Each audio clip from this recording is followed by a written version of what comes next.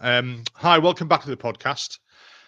Today, I've got the pleasure of talking to Godfrey Bloom, and that'll probably surprise a lot of people. Godfrey joined the military in 1977 and served all the way through to, I think it was 1996. Is that right? Well, I actually joined in 1967. Oh, right. Okay. Wikipedia And got it. I ended up in 1990 or something on the regular Army Reserve of Officers, which was another 5 years in the reserve, as it were. Yeah. But I have to tell you now, I have to run it up the flag post. My military career was remarkably undistinguished. Well, I've spoke to a lot of guys on the podcast who think the same thing. And I've not spoke to anyone, I've not interviewed anyone who was in the territorials. And the only experience I've got of territorials is when they come with us on tour. And I have like a lot of respect for them. You know, they always used to be the banter, you know, they all calling them stabs and stuff like that. And there's banter between them, between the regular and the TA, or reservists as they're called now. But all the guys I served with on tours and stuff like that were absolutely fine. You know, they've got to pass the same courses as we do. They just take longer to do the courses, that's all. So if we want to just... Exactly. Yeah, sorry, go on. Oh, well, yeah, I mean, just to fill in on that point, yes, I understand there's always a love-hate relationship between the territorials and the regulars. But of course, I'm also a military historian. I'm a published military historian. And if you look at the record of some of the territorial units in the last war, you'll find that the war records of particularly the armoured units, so the Sherwood Rangers, the County of London Yeomanry, which was my original regiment, the Northamptonshire Yeomanry, so on and so forth, fought in all the major battles in North Africa and Normandy with great distinction. And just as a matter of interest, when Patton was short of armour when he was making his Third Army push, in late 1944, he asked specifically for an armoured unit, which was the Sherwood Rangers Yeomanry, which is a highly efficient armoured regiment. So it had got to the stage where you couldn't tell the difference. But of course, then if you look at the Second World War and the Great War, it was fought in the main by civilian soldiers, wasn't it? There weren't enough regulars to fight the war, and they were all dead in the first couple of years anyway. So there really is only one army when by the time it drills down. But obviously, some territorial units can't do what the regulars can do straight off the bat. But when they've been, when they've been in a combat zone, after a while, they assume that you can't tell the difference. You won't be able to tell the difference between a territorial unit after a year or so in a combat zone, North Africa, or so on and so forth. So we love to rib each other in the regulars and the territorials. I just spent a bit of time with the regulars as well. So it's all good fun and taken in good part. And the Army is a wonderful club. Territorial, regular, doesn't matter. It's a wonderful club, one of the best clubs in the world. Or it was. It was. It's now, Right. of course, been completely buggered up. Well, I was going to lead on to that after we've discussed the 5 questions. That was one of the extra questions that I've got for you. So if we could just start off with like where you grew up and what made you decide to join the territorials and start a military career. Right. Well, I was born in 1949. My father was a fighter pilot in the war. My mother was a WAF. My godfather got a DFC on Halifax bombers. So I sort of grew up very much in a post-war military kind of environment, as it were, as most people did. You know, I wasn't unique in that, as most people did, but our next door neighbor was a destroyer captain and so on and so forth. And I lived in a suburban area, quite a nice suburban area, and everybody did their bit in the Second War. Now, here's an interesting thing, which people find very difficult to understand today, probably, is that if you wanted a career in the city, and I started my career in the city of London in the investment world, in the 1960s, there's a few things you had to do to prove you were a proper chap. And one of them was you had to play rugger, as we called it in those days. Yeah. That was expected. And of course, you were expected to have some military experience of some sort. And if you bear in mind then, as a baby boomer, as it were, the senior management in the city were ex-wartime officers, and all the middle management were national service officers. And so you had to have a little bit of that experience to fit in, as it were.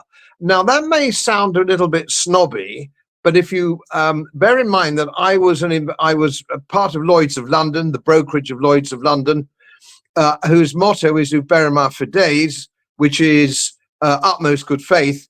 Millions of pound deals were done on a handshake. You shook hands on it. It wasn't covered in legal contracts. You shook hands on it. And so consequently, it's not unreasonable that everybody wanted to know who everybody else was.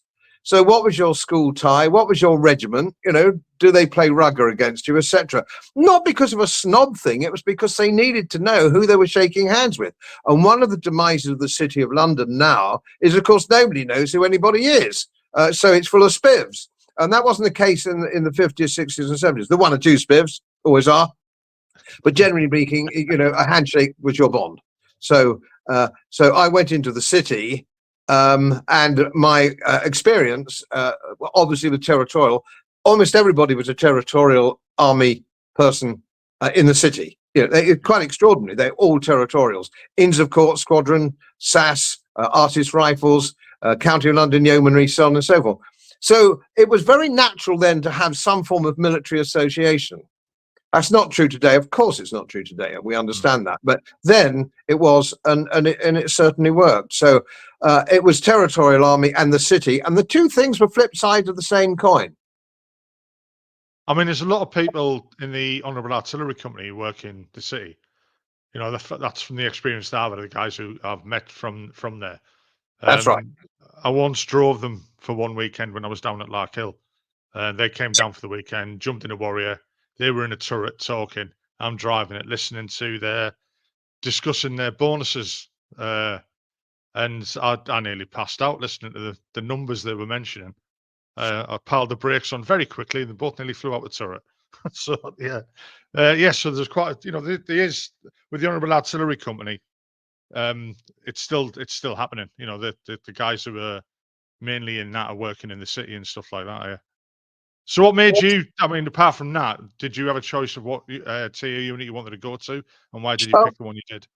Well, I went into the County of London Yeomanry, which was the obvious choice for somebody who was at Lloyd's of London. Had I been a lawyer, I'd have gone into the Inns of Court Squadron, you know, etc., etc. Had I been mentally short in my head, I'd have gone into the Artist Rifles, which of course are TA SAS.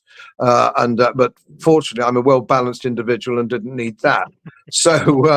So that's really what you did. And I did apply at some stage, I think it was, for attachment to a regular unit.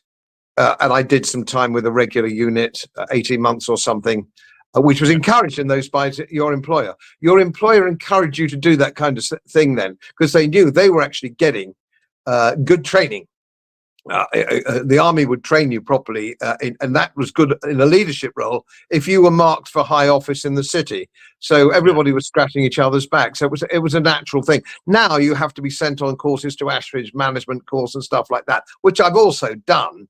But you learn a damn sight more in the army than you do on any management course. And of course, the other thing was in the territorial army.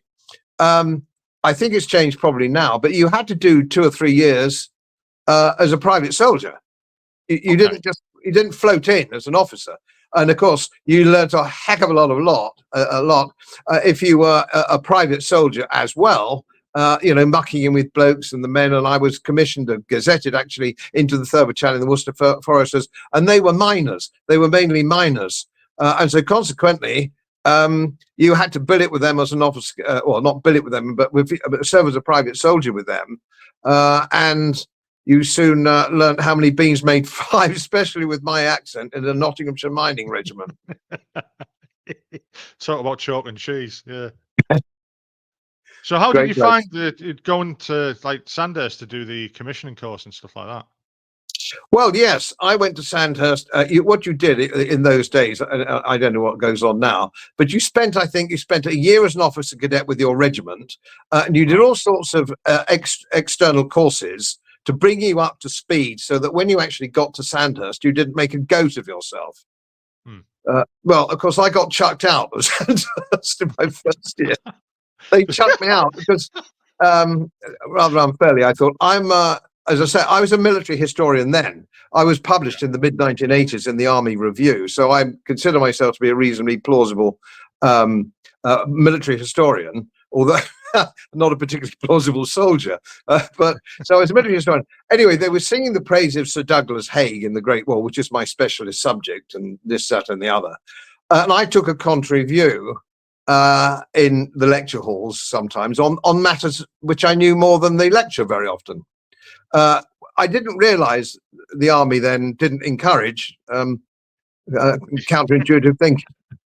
So they slung me out till I was too gobby, which is perfectly fair, and I was. And my commanding officer said, right, go back, keep your gob shut. And I did. And in Sandhurst, as you probably know, if you pass, there's a red line. There's a list of all the officer cadets. And there's a red line they draw at the end of it all. There's a red line. And if you're above the red line, you've passed. And if you're below the red line, you've failed. My name sat just on the red line. And I went to see the commandant at Victory College, who'd got an MC in Ireland or something, top sort of chap. Yeah. And he said, we were all terrified that if we failed you again, you'd come back for the third time, and we just can't handle that. So fuck off, and good luck with it. And so that was really the my military career in a nutshell, I'm afraid. I mean, that's just made me chuckle, as you could tell. So serving with the regular units now, what's the experiences you had of that? How did they treat you, knowing that you were like territorial? Well, in those days, it wasn't particularly apparent that you were territorial, because by that stage I was in logistics, transport, the 4th Armoured Division. So consequently, you either did the job or you didn't do the job. It wasn't. Nobody had time to make any sort of assessment of your regiment or your unit, other than the fact that if you had done your job, nobody was bloody interested, which made it an effective exercise. Because if you go into combat, nobody's interested. They just want to know if you can do your job. Yeah. One that was an interesting little thing, I was in charge of unloading an ammunition train. This was in Germany somewhere. And the rail tracks went to a point so that you could only unload, one carriage at a time, or one wagon at a time of ammunition. And being a territorial, I came at things from a slightly bigger business perspective, a broader view, if you will. Now, the regulars had better kit. Their mechanical handling kit was much better than ours, quicker than ours, but we had some aces up our sleeve. We had, for example, a couple of corporals in 219 Squadron, RCT as it was in those days, who were mechanical, who were, forklift truck drivers for a living. Yeah. For a living. So they worked in warehouses all day long, every day, 50 weeks a year, handling these things. No regular soldier could come anywhere near them for that, because they could make these things sing. And I still remember these guys. And I was the squadron commander, and I could see it was going to take us a hell of a long time to unload if we could only go to the narrow bit of the rails.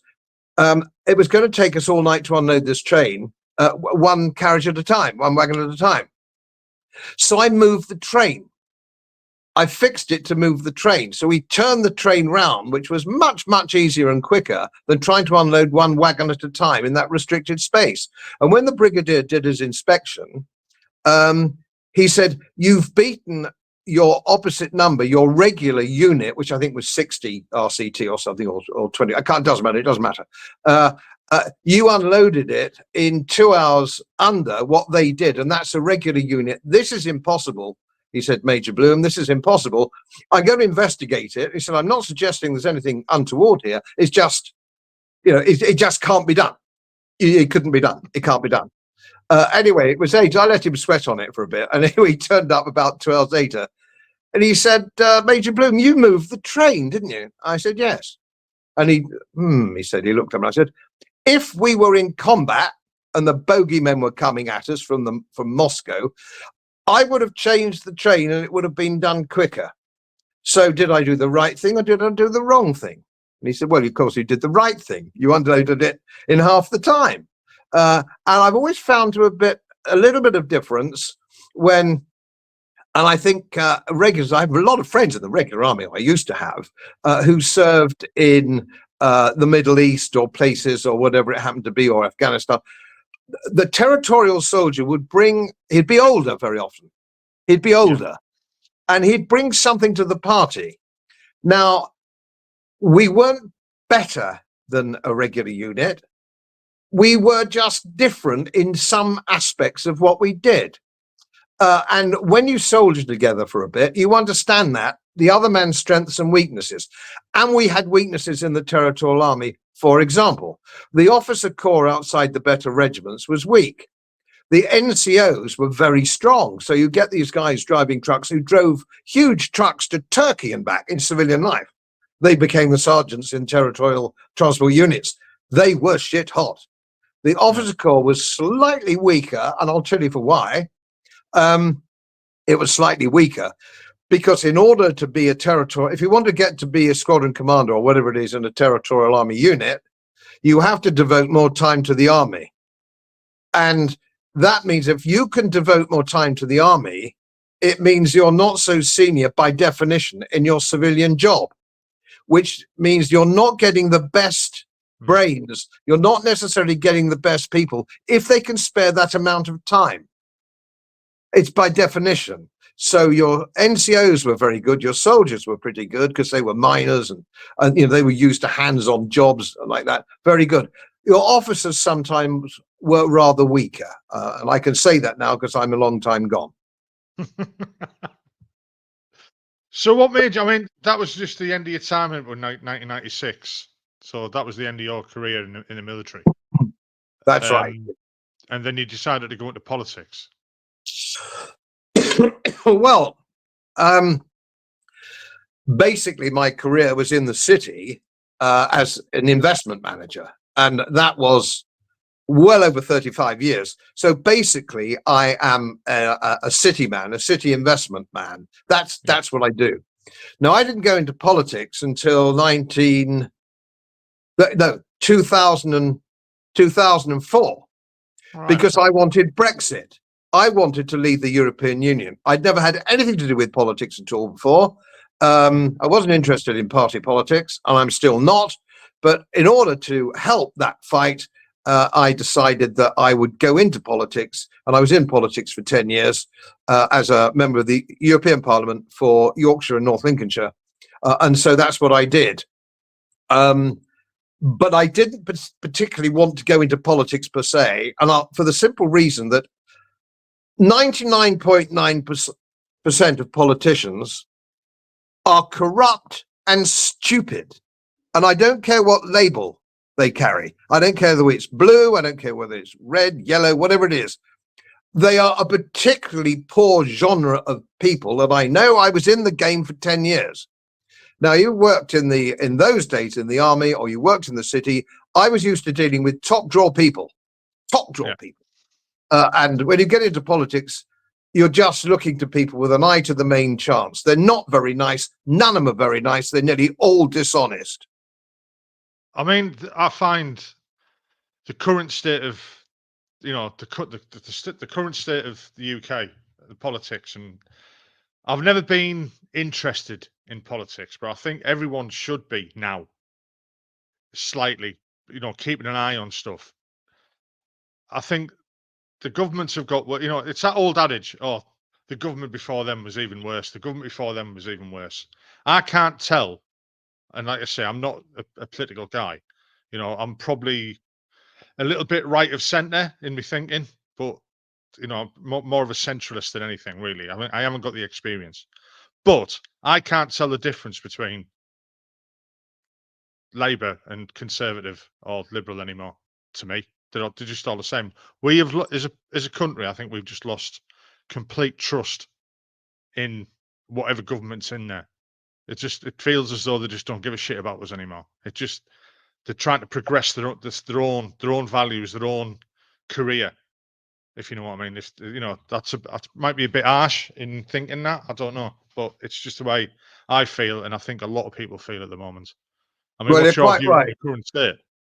You're quite right. You can't tell the difference. You can't tell the difference between any of them. No. Some are just a bit worse than others. So we have this problem called the World Economic Forum, and part of that cabal is the United Nations, the World Health Organization, all these international global organizations, which have nothing to do with democracy or nationalism or countries and all this. What we do now is we have a Prime Minister, Keir Starmer, who was quite open when he was interviewed by Emily Maitland on the BBC 14 months ago. I said, you know, what matters most? Is it Davos? He was at Davos. Is it Davos or is it Parliament? And it's easily found. It's easily looked up on the clip, and most of your people will probably know it. He said, oh, Davos. He was quite honest and upfront. He believes that his responsibility is to the global cabal, the George Soroses of this world, the Klaus Schwabs, etc., etc. He said so. It's not my estimate of what he does. It said so. He's also sponsored by various people like BlackRock and so on and so forth. So these big international companies with massive budgets buy and sell politicians for pennies, and his predecessor was ex-Goldman Sachs, Sunak. These people have no loyalty whatsoever to the country, to Great Britain, to a constitutional democracy, an institutional monarchy. They don't believe in any of this. They don't believe in any of this. What they believe is in global government and what can they take out of that for themselves and their families. That's coming out now in spades with Keir Starmer. It appears that everybody has been spending money, sending money to Keir Starmer for spectacles, for clothes, and the other senior members of the Labour Party, dresses, apartments, so on and so forth. They're all on the take. They're on the take. Yeah. Now, the thing is with the Conservative Party, in all fairness, the Conservative Party are very much cleverer. You know, they're all on the take as well, but it's much more difficult to find. I suppose Labour's a bit more open then. I mean, it's. I think since they've got Labour going to power. Say hello to Frankie, and then bugger off. What I was going to say there, I think since Labour got into power, and I still don't understand how they did, but that, you know, it is. Well, let me just pick up on that. Let me pick up on that, Frankie, because a lot of people aren't really just joining the dots on that one. Yeah. What happened? The Labour vote only went up 2%. It only went up 2%. What actually happened? The reason they got a big majority was because nobody turned out for the Conservative Party. And why would you? It wasn't Conservative anymore. The Conservative Party was just New Labour. And people said, oh, no, thank you. More tax, the highest taxation rate since the war. They weren't conservative. They don't believe in conservative values. They didn't believe in the principles of English law. They don't believe in anything. And that was a Conservative Party. And so what happened is nobody turned out for the Conservative Party. Why would you?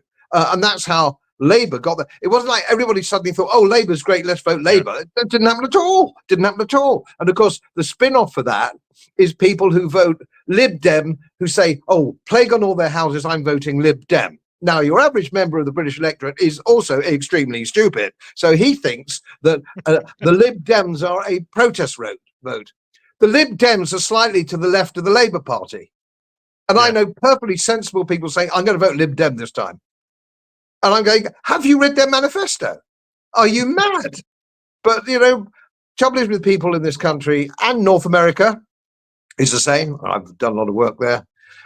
Is they don't really pay very much into. They're so busy living lives of quiet desperation, poor bastards, that they glance at the TV, when they're cooking their tea or something, and they still all feel the same. They're all a bunch of crooks and spivs, which they are, but they don't drill down and find out why and what's going on. What do these people stand for? And that's really the problem that we have these days, that people don't take an interest in politics and then surprised when they've got the mafia sitting there at number 10 Downing Street. Yeah, bring it on themselves, don't they? Do you think because of this current state of politics, it's just given rise to populism? And do you think that could be a dangerous thing? Because I mean, oh Christ, I want to put this. And again, like I say, I'm not really into politics and all that, but I think most people, and it's shocking in itself that most people's opinions are now formed on social media, and they're getting their information from there. Places like, I mean, fuck me, it could be somebody could end up in government because they've got a TikTok video. That's that type of thing. I looked up populism the other day, and there's a list of like populist movements in different countries and stuff like that. So I went straight to the UK one, and I was shocked at two of the names on there. So I suppose one of them, yeah, in the list of them, one was fucking Corbyn, which was, yeah, all right, fair enough. But the other one was the floppy-haired idiot from the Conservatives. I don't even like to mention his name anymore. And he was classed as a populist. Fucking Boris Johnson. How? You know what I mean? Well, That's just yeah, you see, but who wrote what you looked up? It was off a Wikipedia article, so it could have been anyone, really. Yeah. Yeah, there'll be a political angle. Wikipedia, for example, is heavily, heavily edited. There's stuff on Wikipedia about me which is a lie. It's untrue. I spent thousands of pounds trying to get it all removed off Wikipedia with no success at all, because they say, no, we don't have any editing. You can't get at us because we didn't edit it. Yes, they do. They edit. They're crooks.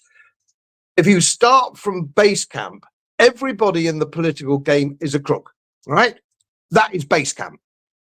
Right. And when you say, what is populism? They're trying to turn populism into a dirty word. We live in a democracy. The whole bloody idea of a democracy is you vote for the popular guy because he's the popular guy because he represents what you believe. That's democracy. But now, of course, everybody's saying they don't want mass immigration. Let's take mass immigration. Most people are against mass immigration. That's populism. That's bad. That's bad populism. Who says it's bad populism? The people who want mass immigration. Oh, somebody wants to cut government spending, for example, government borrowing. Oh, that's populism. That's bad. Well, if you don't do that, how are you going to cut tax and stop inflation? You can't.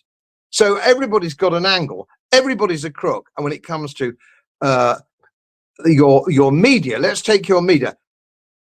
5 international organizations own nearly 90% of the media. The BBC is a mouthpiece for government, left-wing governments. Everybody at the BBC.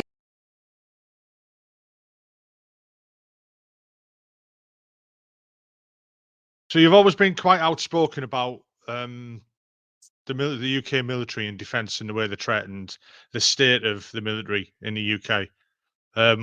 What's your thoughts on the current climate that we're in at the moment, with reference, let's say, the size of I wouldn't even call it an army anymore, our defence force, let's say, it's that small. I think it's the smallest it's been since like Waterloo, before Waterloo type of thing or something. Oh, well, that's right. The army now is very small, indeed. But that's not quite the point. Well, it is the point up to an extent. They have, and this was started happening in the 1980s. The army, the British Army, started to believe that it should be reflective of British society as a whole, in the same way that the powers that be think the police force should be, or the police service should be, reflective of the population as a whole. That doesn't work with the army. It doesn't work with the army. Now, with the army, you have to recruit and train your army in the light and reflection of your foeman, of the enemy, not the man on the Clapham omnibus. That'll get you nowhere. So if the Russians and Chinese are training traditionally, making hard cases, hard nuts in order to kill people, which is what soldiering is about. It's about killing the other bloke en masse. and winning battles. Not very nice. There we are. Not very soft and cuddly, but that's the name of the game. Now, if you train your people in a namby-pamby, diversity, limp-wristed fashion, you're going to lose when you come up against a Muscovite with a Kalashnikov rifle in one hand and a half-eaten baby in the other. He's going to mince you. You've got to be as hard and as tough as he is. And if you're not, you'll lose. So we have now had a whole generation, I would argue, a whole generation, let's say 25 years, of the army being softened down, with LBGT, PD, QED, all that bollocks. It's all bollocks. You need to train an army to be tough, to beat the foeman, not to reflect life at the BBC or a bank or any other namby-pamby institution that we seem to have these days. If you don't do that, you'll lose. And it's the same with the Air Force. You have to train hard. The same with the Royal Navy. Oh, let's reach out. Let's have women on board. Let's do this. Let's do that. That isn't the point. It's your enemy that you need to be equal to. You don't want to reflect society. Reflecting British society at the moment is a mistake because British society is crap, falling to pieces. British society is falling to pieces. You certainly can't model an army on it. So that's all ludicrous. So yeah, the army is not only tiny, it's soft, but it goes further than that. This is the problem that we have. We have very bellicose politicians. We have bellicose Conservative, bellicose Labour Party. It's absolutely quite astonishing, isn't it? We seem to be poking the bear, the Russian bear. We seem to want a war with nothing whatsoever to fight with. We have no serious army, not much bigger than a defence force. It's tiny. The Navy isn't fit for purpose. The Air Force is actually quite small, some of which isn't fit for purpose, and certainly isn't up to speed of a conventional integrated war unit, which is what the Russian Federation now is. So there's no point in pretending that we could fight a war, even if we want to. We could triple the size of the army, triple the size of the Air Force, triple the size of the Navy. We would still not be in a position to take on the Russian Federation, which are now battle-hardened. And the trouble is with politicians, they do not understand the difference between a peacetime army and a wartime army. The Russian Federation have spent 3 years learning their trade. They're shit hot. Now, the way to avoid a war with them is to not keep poking them. If there's a big muscular bloke in the bar at the other end, stop trying to flirt with his girlfriend or stop trying to take the piss out of him because he's going to take you into the car park and give you a smacking. And that's just the same. You can get to nationalities, individuals, it doesn't matter. We have no strategic quarrel with the Russian Federation at all. Ukraine is nothing to us. Nothing to us at all. In 1914, we fought a war in 1914, which was nothing to do with us. It broke the British Empire and it cost us 3 million casualties, British Empire casualties. Yeah. Nobody to this day knows why we fought that war. So let's stop this warfare, this desire for warfare all the time. No good can conceivably come of it. So there's no point in the shadow defense minister with the Conservatives saying, oh, we've got to step up to 2% of GDP for our budget, for our, for our army and our air force, for our armed services, so on and so on. Not going to make the slightest bit of difference. The Americans are no better. The American army hasn't been fit for purpose for years and years and years. I served with them, bless them. That's just a waste of time. They've got some wonderful, great big aircraft carriers, which I said in an article I wrote for Going Postal when we launched our 2 aircraft carriers. You can sink them in 2 minutes with hypersonic missiles. It's over. It's yesterday's weapon.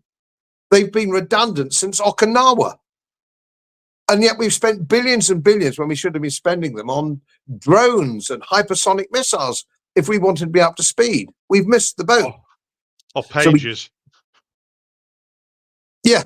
If you're a real psycho, if you're a real psycho nation, sell detonating phones to women, children, nurses and doctors in the Lebanon if you've really lost the bloody plot. And they've got something nasty coming down the road because the world is going to put up with that kind of behavior for very long. But what we need to do, I'm a peacenik. I'm not a pacifist. But most soldiers underneath are pacifists, because soldiers know something about war. Politicians don't understand war. War is nasty. War is about soldiers getting their legs blown off and blinded. War is a very, very bad thing. And the only time you need to have a war is if somebody's actually marching up Pall Mall or landing on the Isle of Bloody White. Then you have to fight. But you have to go to the other side of the world to fight somebody else's battle. And every conflict I've been involved with, and that sounds glorified almost just by saying that, but none of it was on British soil. Northern Ireland wasn't a conflict. We were there doing internal security. First Gulf War and Second Gulf War. First Gulf War, kind of agree with. Although it was all about oil again. We were trying to protect Kuwait or whatever. That's the way it was sold to us. The Second Gulf War, 2003, Optelic. I still don't know why we were there, but I'm proud of what we did. I'm proud of the job I did. I went to war. I did what I was trained to do for years and years and years. And the pinnacle of what you achieve as a soldier is going to war. It's the highest fucking thing you can do, really. You're doing your job. But I don't agree with us, especially afterwards when it all comes out, the fucking Blair and everything and Bush and whatever you want to call them. That it caused too much. It caused far too much death and destruction all them years afterwards, and I think them two should be held to account. To account for it. It wasn't entirely agree. We were told we were there doing our job, and I'm proud of what we did. I've got medals on the wall, that I earned. We lost lots of good people afterwards. It was just a fucking waste of time. It really, really was. I've likened it in other podcasts that I've spoken to guys with. I've kind of likened it to almost like our Vietnam. It was an unpopular war, and it didn't need to happen in reality. But we just do as we're told. And I know that's like a get out of jail free speech, and it didn't work for all the Nazis and stuff like that. But we just did as we were told, but we did it to the best of our ability. And, that's all I can say really on that subject. Well, I agree. I'm totally anti-war. No good ever comes on it. I've written more essays, and I'm a graduate of the Royal College of Defence Studies. I've analysed war from an historical perspective. Some wars you have to fight. We had to fight the Falklands War. There's a bunch of bloody, fascists from Argentina leapt on a crown colony, and they had to be kicked off, and rightly so. But most of the wars we get involved in, no point at all. War of the Spanish Succession. What was that all about? Well, the Napoleonic Wars, what was that about? The 1812 Anglo-American War, the 1914, the Boer War. What the bloody hell was that all about? Waste of time, money, and lives. Yeah, rich people getting richer. Yeah, as always, follow the money. Yeah, I mean, I don't really want to. I'm kind of biased about the Ukraine thing, in such that it's kind of touched my life in that my current girlfriend is from Ukraine. So I wouldn't say I'm biased, against the Russians, pro-Ukrainian. If that finishes, she goes home. What do I do? But I agree with what you said about poking the bear. I don't know enough about why Putin really, really wants to do it, apart from the fact that we've got too close to his borders as NATO. Well, yeah, this is the problem, Frankie, isn't it? Mainstream media have not told the truth about the war in the Ukraine. They're still lying about it.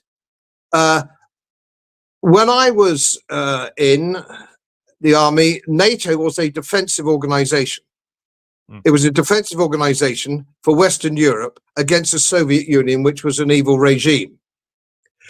Now, in 2014, you can go back further than this, but in 2014, the CIA destabilized the elected Ukrainian government in 2014 and put their people in and wanted the Ukraine to become part of NATO. Now, the Ukrainian border is 1,500 meters long, and its closest point to Moscow is 800 miles. And the Russian Federation were very, very clear on this. They said, we will not accept any further encroachment of NATO. And what does NATO mean? NATO means American forces. We will not accept nuclear missiles on the border 800 miles away of Moscow, sponsored by America, run by America, guided by America.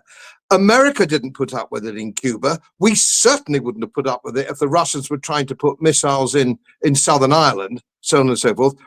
The strategic case of the Russians fighting back against this concept is quite right. They are quite right. Now, they said there was a peace deal on the table in Turkey in April 2002, and they said, look, we're going to withdraw all our forces. What we want is you to guarantee the protection of ethnic Russians in the Donbass. It was a very generous offer. The Russians did not want this war to escalate. They didn't want it to happen. And they came to a good deal. Now, Boris Johnson flew out and cancelled the agreement at the behest of Washington. He said, right, no, we're not going to have a peace deal. We're going to go on and we're going to win, and we're going to give you any amount of weapons that you need. And the Russian Federation has said, no, we're not going to put up with that. We're not going to have the members of NATO. It's an existential threat to the Russian Federation. It's got nothing to do with America at all. It's the other side of the world to America. It's nothing to do with us. Why are we fighting this bloody stupid war? And we have lost around about 500,000 or 600,000 young Ukrainian soldiers, about half that young Russian soldiers. To what end? And I'll tell you to what end is because the big business want to take over the resources of the Ukraine, which are big, and the resources of a broken up Russian Federation. This war is a disgrace and it's shameful. And Starmer wants to put long-range missiles, Storm Shadows, into the Ukraine to strike at the heart of Russian cities. Is he mad? Is he a lunatic? Even when he was in Washington, the Pentagon, the representative of the Pentagon said, this guy Starmer's mad. Do you want World War III? Does anybody watching this clip want World War III? Do they? Do you, watching this clip, I ask you, do you want World War III? Because if you do, you're a bloody moron. It's not worth it. We want peace. Let's have a neutral Ukraine with no American missiles in it, no Russian missiles in it, a neutral Ukraine. And if you say this can't be done, have a look at Austria. Yeah. Austria is a neutral state and has been since the war. Austria is not a member of NATO. It has no Russian troops. It has no Soviet troops there. It's a buffer state, Austria, as indeed the Ukraine should be. How many more wars do we need which are going to end in failure? This one has already failed. It's already failed. It's already over. And Trump has said that as soon as he gets elected, if he gets elected, he's out again, as the Americans always depart, as they departed Afghanistan, the Horn of Africa, Libya, which they buggered up, everything else. But of course, the problem, as we know, as ex-military ourselves, it's as nobody is bloodthirsty and military as your civilian who knows he can stay safe at home. Yeah. So I know that I have Ukrainian friends myself, incidentally. A very nice, a very lovely people. They have an evil regime, but that's not reflected over the people, because the people they voted for wanted peace with Russia. That's who they voted for, which was destabilized in 2014. But you won't find this in any mainstream media, because the mainstream media toes the Washington line. You get what Washington think all the time, what the government think. You will not have seen a single rational debate on this war, on the cause of this war, on mainstream TV. So your man on the Clapham omnibus, your Joe Sixpack, hasn't got any information about this war at all. It's big bad Putin. Putin's an evil man. Putin this, Putin that. Bullshit. It's bullshit. And as soon as we actually wake up to this, the better it'll all be. All he wants is a neutral Ukraine with no American missiles in it. I don't think that's unreasonable. Well, I mean, the two things I understand or I've learned about it was, one, that there was a treaty written where Ukraine agreed to hand back all the nuclear weapons as long as they stayed out of this and stayed out of NATO, and everyone would have been happy. And they didn't. Or they've encroached on areas that they shouldn't have. In the Donbass area, I mean, that's where my girlfriend's from. And I said to her when first, I didn't really want to talk about it because, it's a bit raw for her and stuff like that. But we ended up talking. And I said, so what happened? Did they come in and flatten the city and stuff like that? And she said, no, everything's fine there. They just walked in and went, hello, we're Russian, put a flag up. And 99% of the people in that area went, yeah, great, we're Russian as well. And because they don't, her and a few others don't identify as Russian, even though they were brought up that way, they speak Russian over Ukrainian, they left. But the area they're in, Melitopol, they want to be under Russian rule. And that doesn't get mentioned in the media as well. So a majority of people in the Donbass area want to be under Russian rule. It's because of the protection that the Russian Federation can offer them. What is never talked about is post-2014, 14,000 ethnic Russians in the eastern Donbass were murdered by the Nazis in the western Ukraine. And that's what they are. They've got SS badges. I mean, what do I do? Paint a bleeding picture for it? They're bad people. And they murdered 14,000 with artillery pieces and all sorts of things. And in the end, the Russians said, just a minute. We can't allow this to continue. And at the negotiation table in Turkey in April 2022, part of that was a genuine protection for Russian-speaking Ukrainians in the eastern Donbass. It was signed, sealed, and delivered, and torn up by Boris Johnson at the behest of Washington, who's now the editor-in-chief of the Daily Telegraph, Boris Bloody Johnson. So we're going to get more and more bullshit from the national press, more and more cheating on TV, but it can only end one way, because the Russian Federation have been boxed in. They've got nowhere to go except Kiev. They don't want to go. They don't want a war. They're not interested in a war. Who wants to take over a corrupt shithole like the Western Ukraine? It's awful, dreadful. So they don't want that. But what are they going to do? They cannot have American missiles on their border 800 miles from Moscow, and they're not going to have it. They're not going to allow it. And the sooner we always wake up to that fact, the more lives we can save. I mean, is the answer? I mean, the answer to me. I mean, again, I'm just an old, fat, bloody old veteran sat in Northumberland. But the answer for me would be to draw a line where they are now, down that river, and keep the Donbass area as either a buffer zone, a neutral state, their own state, or incorporate it into Russia. Because the way I understand it, the people who live there want to be under the Russian Federation. So why not allow it?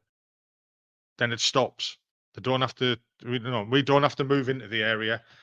I mean, where they say there's no NATO troops on the ground and stuff like that. Really? Oh, come on. Yeah, I wouldn't like to. This isn't the place to probably talk about that, but yeah, come on. We're not stupid. Even if it's just training. I mean, I can understand, the guys, the Ukrainians want to fight. It's their country. They feel as though they're being invaded. We're enabling that. It's hard. I don't have an answer for it. The only answer I could think of would be that, like I say, we draw a line down that river, and then just say everything. Basically, that was on offer 2 years ago. It's not on offer now, because the Russian Federation will not trust NATO and Washington, and they're right, aren't they? You can't trust these buggers in Washington. They're untrustworthy. Everything they say is a lie. And let's just remember Angela Merkel's speech of last year, when she said, we did not negotiate with the Russian Federation in a genuine way. We wanted to refurbish the Ukrainian army, so we filibustered and waited until we could do it. How can the Russians trust anything these comedians in Washington say? They're gangsters and crooks, and they're all in the pay of the industrial military complex. They're all being paid for. The houses in Washington, I visit Washington quite a lot. You have the houses and the swimming pools. All the congressmen from humble backgrounds are now multimillionaires. Who do you think pays? Big pharma and big business, military business. I've been there.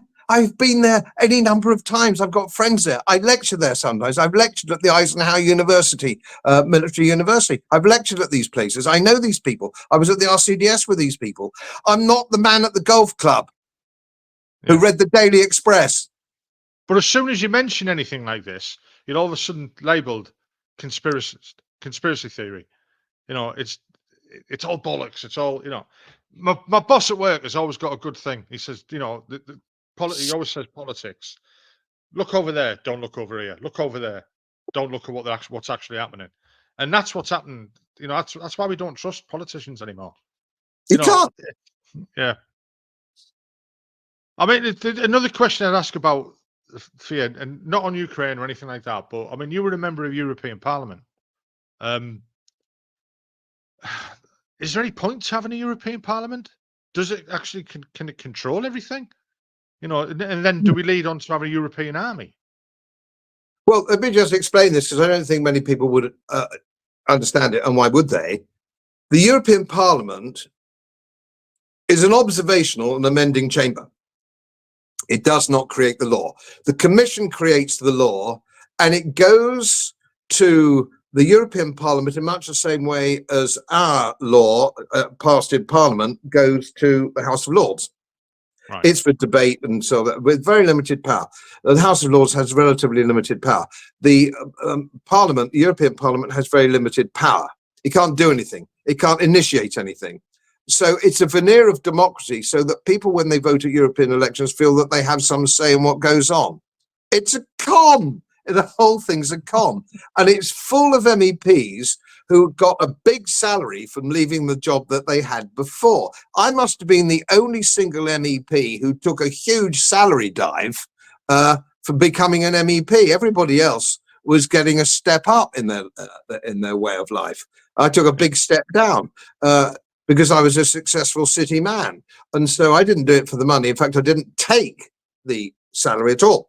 I didn't take the salary, I didn't take the freebies, and I gave attendance allowances to Yorkshire charities. It's all on record. I won't go down that because it's too long ago and it's not worth it. But the whole thing is a great con, and it's run by the Commission, and the Commission are in the pockets of the World Economic Forum. Your Ursula or Big Pharma. Look at Ursula von der Leyen, for example. She's married to a very senior Big Pharma executive. This is bullshit. And you won't hear any of this, of course, will you, on TV? And just going back to Ukraine, why aren't we allowed to watch RT, Russia Today? Why can't we watch, in a free society, any TV or radio channel that we want? We're being cut off for any information. We can only believe what the government tell us. That the Ministry of Truth, and if you read George Orwell, it's the Ministry of Truth, which means it's the Ministry of Lies. And that's all we're getting. The problem that we have is your man on the Clapham omnibus, your man in the pub who's read the Daily Express is easily wound up. Because he's basically ignorant, he's kept in the dark, and he's wound up every now and again with this propaganda. We haven't seen propaganda like this, Frankie, since the Northcote Press in 1914 and the bayoneting of babies in Belgium, and let's get to the colours and let's all join the army and fight the Germans. Nothing to do with us at all. But everybody was wound up. They were marching and they were doing this and doing that, getting wound up. It's very easy to wind up people in the pub, especially if they've had a beer or two, and that Putin's a bad man and we've got to do this. But if they're asked to get it, it's like immigration, isn't it? Oh, we've got to let immigrants in. We've got to do this, do that. So how many immigrants can you put up in your house? Well, the answer is no. Nobody says, oh, well, I've got a spare room, do they? Nobody ever says I've got a spare bedroom, do they? No. There's always a wonderful reason. Are you going to go to war? Do you want your son to join the army and go and fight in the Ukraine? Oh, no. No. The whole thing is built on bullshit. And the ignorance of your ordinary Joe. And I'm not blaming your ordinary Joe for being ignorant. It's very difficult if all he listens to is mainstream media, which is owned and controlled by the establishment.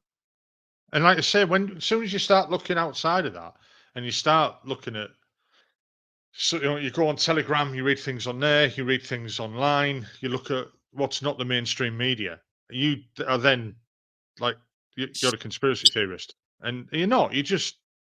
I'm guilty of it myself. I'll see someone post something and I'll think, I never thought he'd think that like that. And why is he thinking like that? He must be a conspiracy theorist.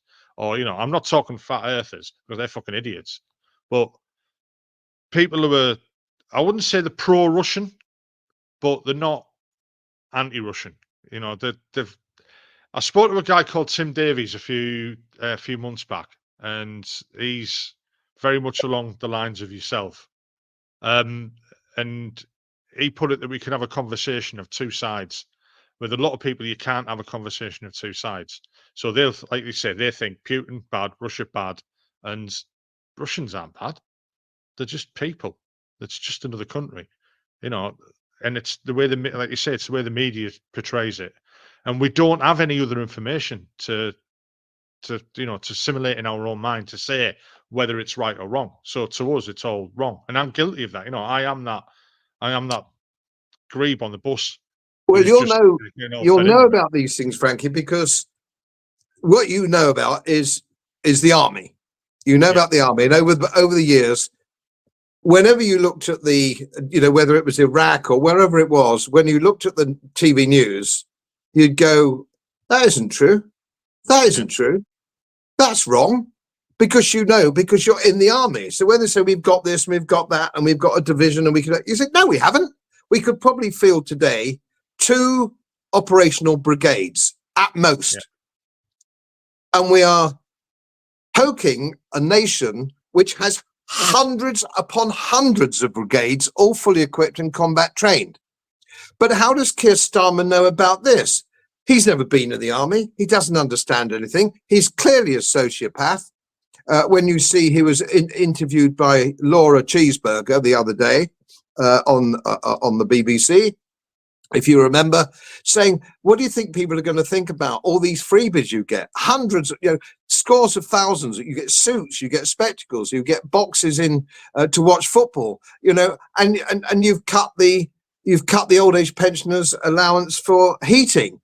And if you watch his face, I'm going to put up, I'm going through this actually, hopefully on Friday, and I'm going to put up some clips of that interview with an overview. You're dealing with a man who is not right in the head. He doesn't understand.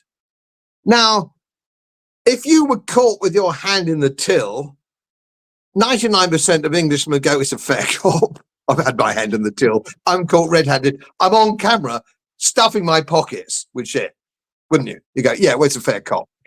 He honestly doesn't believe he's done anything wrong. He stared at Laura Cheeseburger and said, just a minute. No, I've declared this and I didn't. I put that in the wrong column and this is how it works. This man is a dreadful individual, even by political standards. But he doesn't think he's dreadful because he's a sociopath. And I can tell you something else. Nearly every senior politician or a politician that holds senior office, let's put it that way, or high office, is a sociopath. You have to be, because your enemy, if you're a conservative, is not in the Labour Party. He's behind you in the Conservative Party. You have to be a sociopath. You have to be a nutter to get to the top of the greasy pole. You have to be able to kick people off with clinging on by their fingernails behind you. You have to stamp on their hands. Because if that man gets up behind you, he'll knife you in between the shoulder blades.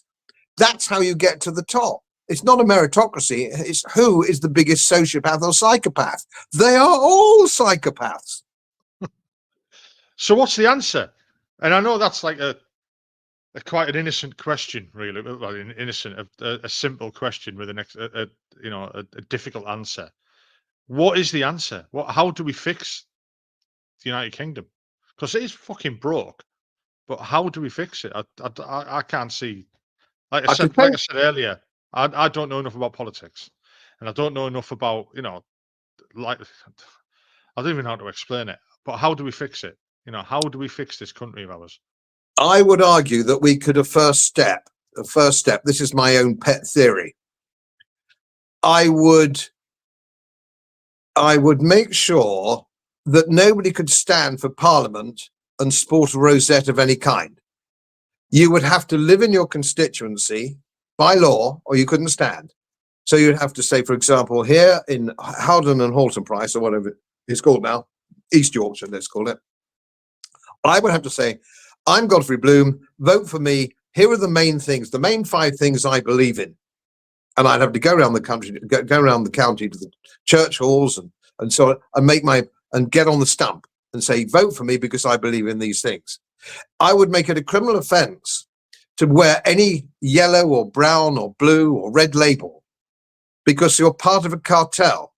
You're part of a bad cartel, bad people, conspiring against the ordinary British people. So that's number 1. So none of this vote red or vote blue, which they have in North America as well. I'd sweep that away. You have to vote for the man, and he must live in your constituency.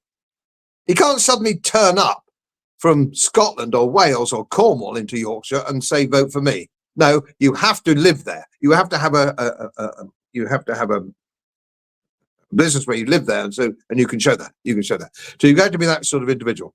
I would also have, by statute, that public spending cannot increase by more than 15% of GDP. You cannot spend more money than 15% of GDP. I would then say, this country's in so much debt. Yeah. So because he goes on spending more than it earns all the time. And I would say that's on a macro level. On a micro level, I would say let's take the NHS, which swallows 140 billion pounds a year. The first thing I would do is say the NHS, which people seem to think they want, goodness knows why, because it was shambles. But they say, oh well, look, the deal will have to be nobody can work in the National Health Service unless they are a doctor, nurse, radiographer, physiotherapist. You must be one of those things to be paid by the NHS. We do not need diversity officers. We do not need vast HR departments, so on and so forth. You would be allowed a small budget to run your reception desk at a hospital and a small budget here, there. And, this is how it used to be. If you go back to the 1950s, your entire nursing staff was headed up by the matron. The money was headed up by the dean, and your surgery was headed by the chief surgeon. And they met once a month to get together to talk about the running of the hospital. I was around in 1974, I think it was. No, wrong, 1971, but it doesn't matter. Around about 1971, when they first invented the concept of a hospital administrator. And we now have a situation where there are thousands and thousands and thousands of the buggers, and their average wage of these people is nearly double that of a theatre nurse. Now, you could sack every man jack of them, and you wouldn't feel the draft. The NHS needs organisation. We need to get rid of the criminal neglect when it comes to procurement. And my younger sister, worked for Norwich Infirmary, and she said we spend twice as much money on a mattress that I could buy online, the same mattress online for half the price. I've spoken when I was in office because Smith and Nephew are up here to directors of Smith and Nephew, big drug companies, and they say we charge the NHS anything we like, but we're a business, we've got shareholders. So you can go in to a chemist and buy paracetamol at half the price that the NHS pay under procurement. Yeah. And that runs through the whole thing. The whole thing is corrupt, as everything the government does is corrupt. So there are major steps you could do day one. And and people say, oh, it's not been tried, or you couldn't do that. That's how we used to live. Look at Beveridge. Look at the Beveridge Report of 1943, which was the forerunner, or was the runner for the welfare state, which I don't hold no brief for at all. I think it's a bad thing. I think it's a cancer in the soul of the nation. But let's park that just for a moment. Beveridge, the idea of Beveridge in 1943 was that it was a safety net for people who fell on bad times and hard times through no fault of their own. Absolutely no fault of their own. It was a safety net. We now have a lifestyle choice. It's a lifestyle choice, and it's come one, come all. Oh, you've just come in from Nigeria and you're pregnant with twins. You just go straight into a maternity clinic where no charge, nobody actually sends you a bill, and you go back to Nigeria. It's happening all the time. I'm not having a pop at Nigerians. If they can get free health by getting on a plane and coming over here, I'd do the same thing too. But you cannot run a health service, which is why it's broken. It's a shambles. Yeah. And every member of the middle class now, and I could give you a name, I could give you names of people who need, say, a hip replacement. All my middle class friends who needed a hip replacement, and I could think of 4 names off the top of my head, had to go private. It's 15 grand at a London clinic, and they've been paying NHS stamps all their lives. But when you really need the NHS, if you get knocked over by a car and you're blue lighted somewhere, you'll be fine. That side of life is still good. Anything else you can whistle Dixie for. Try and get an appointment with a GP. Or GP who can spare you more than 8 minutes. Yeah. I mean, to be fair, and I'll be honest, I live in like the southeast Northumberland, and there's not many people live here. You know what I mean? So I've not experienced all the, the waiting. You won't. This is a big city problem. This is an urban problem. I know your part of the world quite well, and I love it. And of course, you're very much better off if you happen to live somewhere nobody else lives. It's going to work then, isn't it? But life isn't like that, is it really? No, it isn't. No. I mean, and I can only go by what I've experienced myself, and I know guys who live in like London and Birmingham and places like that, and the trouble they're having to get treatment, and not just normal treatment. I mean, treatment for, the mental health problems you have after leaving the army, which I've been through myself slightly. And when I spoke to my doctor, and she says, well, as soon as she found out I was, a veteran, I don't even like that word, to be honest. It makes me feel old. They put me onto the Op Courage, and I got fast tracked and stuff like that. And I literally said to her, yeah, I was in the army and we're all fucked. And she totally agreed. And she actually said it back to me. She goes, yeah, you lot are all fucked because you never got looked after. Nobody, the government didn't look after you. We just walked out the door and you were gone. And you deserve more than what you've got. And after the big charities, of the funding's been taken away from them, so they're dropping, and there's people are still requiring help out there, and there's all the smaller charities that are walking with the wounded, combat stress to a degree, and it's the smaller organizations and associations that are actually helping people. They're not getting the help from the NHS where they should be, but because the NHS can't deal with them, and that's the bad side. That's the bad side that I've experienced. Well, you will do. You will do. I've had a lot to do because I wanted to give my attendance allowances, which were generous when I was a member of the European Parliament, to military charities. I thought I'm going to start with military charities. And I dug down, what about this charity? What about that charity? And 1 or 2 other smaller charities. And I won't name names or go into detail because I don't want to particularly gratuitously upset anybody. Nearly every major military charity has more money than they know what to do with. They've got millions, so their executives get paid more. It's inefficient. In the old days, in the old British Army, your regimental associations would look after you. They would be run by retired officers and senior NCOs of your old regiment, and they knew exactly who needed help, who was swinging the lead, and all these other things that go with humankind, and the military is no different.